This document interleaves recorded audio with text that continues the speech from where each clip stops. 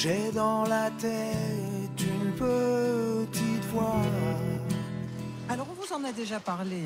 À la maison, au travail, en voiture, 72 000 auditeurs samariens écoutent quotidiennement sa voix. De l'humilité, beaucoup de talent. Alors, cette voix, c'est celle d'Annick Bonhomme. Chaque matin, c'est le même rituel. Rendez-vous dans le studio avant 10h, et même après 9 ans d'antenne en Picardie, pas question de laisser place à la monotonie. Et ça donne de la bonne humeur, et un chef joyeux de bon matin, ça influence forcément le reste de la journée. C'est jamais anodin de prendre la parole, même si on est habitué, même si ça fait des années que je fais ce métier. Mais il y a toujours un petit moment de se dire, bah oui, quand même, on sait qu'on parle à beaucoup de gens. On l'a pas en présence, on pense pas à ça, mais on sait quand même qu'on a un métier où on s'expose, un métier public. On est là pour apporter de la bonne humeur, on est là pour apporter de l'info, on est là pour apporter plein de choses. Le restaurant de Samara, là, on ira faire un tour... En duo avec Patrick Vincent, Annick anime notamment une émission de cuisine. Le goût, l'aspect, le parfum des plats. Pour les auditeurs, tout cela passe par la voix d'Annick. Bah dites-nous comment vous faites, Stéphane. Ça, c'est la grande Comment cuisine. je fais J'épluche mes échalotes que je fais revenir dans du beurre et avec du vinaigre de vin maison. La radio, elle parle au sens. Elle parle pas à l'intelligence. Elle peut parler à l'intelligence, mais elle parle d'abord au sens. La cuisine, je suis désolée, mais c'est rempli de sens et de saveurs. Donc oui, on l'entend, on savoure, on le voit pas, mais notre imagination, il n'y a pas l'image, mais l'imagination, elle fait le reste. Annick travaille sa voix depuis de nombreuses années, en tant qu'animatrice radio, mais aussi en tant que comédienne et chanteuse, des métiers qui ont en commun une technique, la respiration.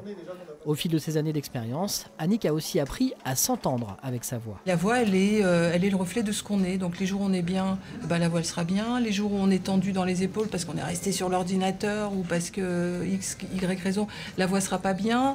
Parce que la voix, c'est une chose qui est difficile d'appréhender. Un muscle, on peut le toucher, on se dit ouais c'est bon, j'en ai ou j'en ai pas assez. La voix, c'est un muscle mais qui ne se voit pas. Et comme tout muscle, si on le travaille pas, il s'atrophie, quoi. Une fois le direct terminé, Annick a rendez-vous sur le terrain à la rencontre des cuisiniers et des producteurs de la région.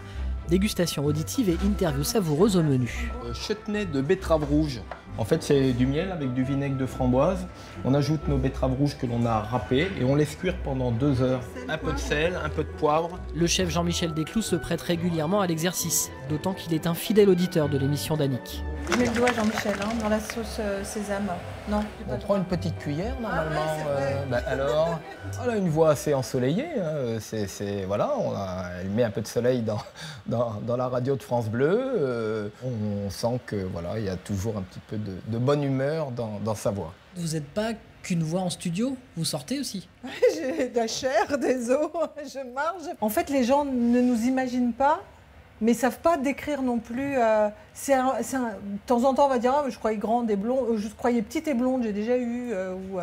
Mais c'est un peu flou, quoi. Je crois que la voix, ça génère des images, mais des images émotionnelles, sensorielles, qu'on n'arrive pas forcément à décrire.